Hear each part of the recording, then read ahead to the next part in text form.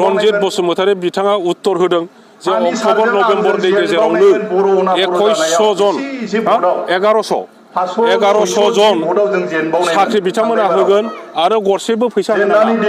जोङो नेगासिनो दङ गाबोननि उनावनो अक्ट'बर गोग्लैगोन बिथांमोना दासिमबो एडभार्टाइजमेन्ट होनायखौ जों नुवाखै इन्टारभिउ जागोन होननानै जों आसा खालामो हुंग्रिंनि नैबे डिस्ट्रिक्टनि दैदेनगिरिफोर जानायखाय हाई स्कुलनि फोथाराव सेरावनो जोंहा बिपिएफनि अफिस दं बे अफिस सेरावनो जोङो जोंनि चिरां दुवार्स ब्लक कमिटि मोनफ्रोमबो प्राइमारिनि वार्कार्सफोरखौ लानानै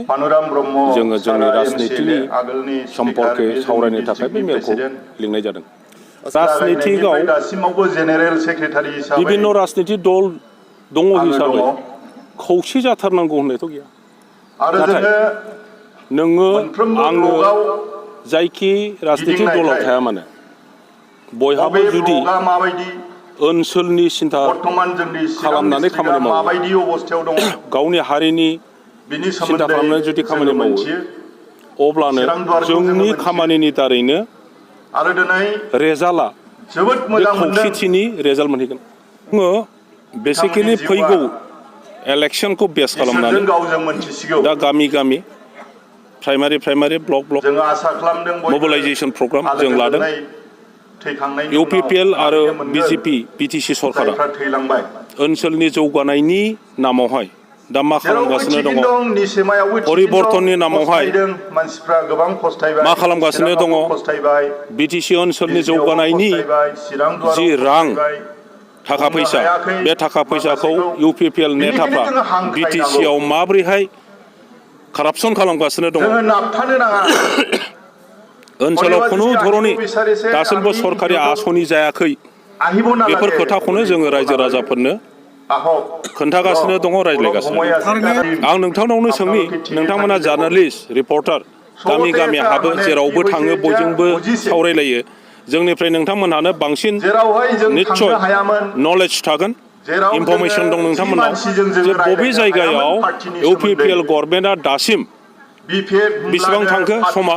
2020 सरकार दादों दिनै 2022 सेप्तेम्बर लास्ट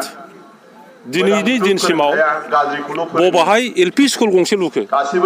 बबाहाय कालभार्ट गंसे बानायखो बबाहाय हेल्थ साब सेन्टार बानायखो बबाव मा बानायखो नोंथांमोननि दारैनो आं मिथिनो लुबैयो रन्जन दैमारिया बर'नि सासे नेता सोरबा मानियो सोरबा मानिया बे आलादा खोथा खिन्थु रन्जन दैमारिया बर'नि सासे नेता बेखौ जों बयबो मानियो मानिनांगोन मानिनाया मोजां दा बे नेताया जेल जादों बिथांखौ लाइफ सेन्टेन्स होदों बिथांनि लाइफ सेन्टेन्सनि पिरियडआ टाइमा जोब्बाय हिसाबै बिथाङा जेलनिफ्राय गबोनांगौ बेनो जोङो बयबो नेगासिनो दंमोन लुबैदोंमोन खिन्थु आनफर्चुनेटलि गभर्नमेन्टआ बिथांखौ मोनोब्ला आरोबाव बांसिन हेरेसमेन्ट होनो उद्देश्य लानानै दिनै आरो माखासे नंबां जाबां केस बसायनानै बिथांखौ सोनानै दोनफिनदों जोङो बर' हारिया जयैनो नों जिखि पार्टियाव थाया मानो नों जिखि मावा मानो जयैनो बयबो अपिनियन क्रिएट खालामनांगौ जे रन्जन दैमारिखौ जेलनिफ्राय थाबैनो उदां खालामनांगौ आरो बे खेत्रआव नों जिखि पार्टियाव थाया मानो एनडिएफबि कमिउनिटि बिथांमोननि दैदेनगिरि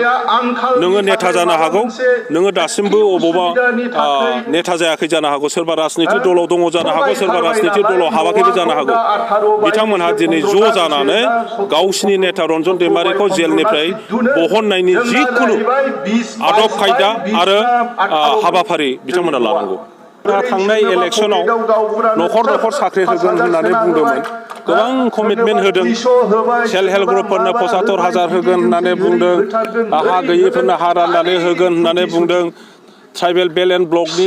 हाखौबो अनाथ ट्राइबेलफ्राबो फाननो हागोन होननानै बुंदों न'खर साख्रि होगोन होननाया जोबोद मोजां खोथामोन आरो बेनि थाखायनो बयबो गावनि फिसाफोरखौ साख्रि मोनगोन साननानै भट होनानै बिथांमोनखौ दिनै सरकार दाहोदों खिन्थु 2020 निफ्राय 2022 दिनै जोबनोसै बिथांमोना दासिमबो 4 ग्रेड साख्रि सासेनोबो होनो हायाखै दुखुनांथाव खोथाया बेसो आरो जों जेसेबां मिथिगौ तथ्य हिसाबै आसाम गभर्नमेन्टआ 4th ग्रेड 3rd ग्रेड गासिबो साख्रिखौ सेन्ट्रेलाइज आसाम गभर्नमेन्टआ होसिगोन होननानै 2021 सनावनो पार्सनेल डिपार्टमेन्टनि प्रिन्सिपाल सेक्रेटारिया बड'लेण्ड वेलफेयार डिपार्टमेन्टनि प्रिन्सिपाल सेक्रेटारिनो मोनसे मेसेज हरदों नट हरदों जे बिटिसिआव जेसेबां 4th ग्रेड 3rd ग्रेड साख्रि दङ बेनि डिटेल्सखौ हरनांगौ आसाम गभर्नमेन्टआ एपइन्टमेन्टनि थाखाय सेन्ट्रेलाइज सिलेक्सन खालामगोन होननानै बेखौ हरखादों आरो बे हिसाबै बड'लेण्ड वेलफेयार डिपार्टमेन्टनि प्रिन्सिपाल सेक्रेटारिया बिटिसिनि प्रिन्सिपाल सेक्रेटारिनो लिरहरदों आरो प्रिन्सिपाल सेक्रेटारि बिटिसिआ गासैबो डिपार्टमेन्टनि हेडफोरनिफ्राय डिटेलखौ लानानै आसाम गभर्नमेन्टआव हरखाबाय आरो बे हिसाबैनो आसाम गभर्नमेन्टआ दा दाख्लै क'क्राझाराव आरो बेनि उनाव थुक्राझाराव बहाबा इन्टारभिउबो लिंबाय दा बेखौ नुनानै जोङो बयबो मिथिबाय जे BTC सरकारहा 4th grade 3rd grade साख्रि होनायनि क्षमताखौबो फोजोबनानै लाबाय आसाम गभर्नमेन्टआ बेखौ लांफिनबाय अब्ला दिनै इउपिपिएलनि नेताफ्रा दाखालि आं बुंनायनि उनावहाय रनजित बसुमतारी बिथाङा उत्तर होदों जे अक्ट'बर नभेम्बरनि गेजेरावनो 2100 जन 1100 जन साख्रि बिथांमोना होगोन आरो गरसेबो फैसा होनाङा बिब्दि बुंदों दा जोङो नेगासिनो दङ गाबोननि उनावनो अक्ट'बर गोग्लैगोन बिथांमोना दासिमबो एडभार्टाइजमेन्ट होनायखौ जों नुवाखै इन्टारभिउ जागोन होननानै जों आसा खालामो आरो बेनि थाखाय मोनसे सिलेक्सन बर्ड सेन्ट्रेल सिलेक्सन बर्डखौ बिथांमोना डिजल्भ खालामबाय आरो सेन्ट्रेल रिक्रुटमेन्ट बर्ड दाबाय होननानै जों मिथिगौ खिन्थु आनफर्चुनेटलि खुनु बर्ड एबा कमिसननि चेयारमेना वार्किं अफिसारा जाया जिखुनु कमिसननि चेयारमेनफ्रा जायो बायह्रानि नन वार्किं नन अफिसियेल मानसियासो जायो खिन्थु दुखुनांथाव खोथाया जाहैबाय बिथांमोन दानाय सेन्ट्रेल रिक्रुटमेन्ट बर्डनि चेयारमेना बिटिसिनि प्रिन्सिपाल सेक्रेटारिसो आरो सेक्रेटारिफ्रासो मेम्बार बेवहाय खुनु पाब्लिक गैया इभेन इलेक्टेड मेम्बारफ्राबो मेम्बारानो नङा अब्ला साख्रिखौ सोर सिलेक्ट खालामगोन अफिसारफ्रासो प्रिन्सिपाल सेक्रेटारिया आरो बे बिटिसिनि सेक्रेटारिफ्रासो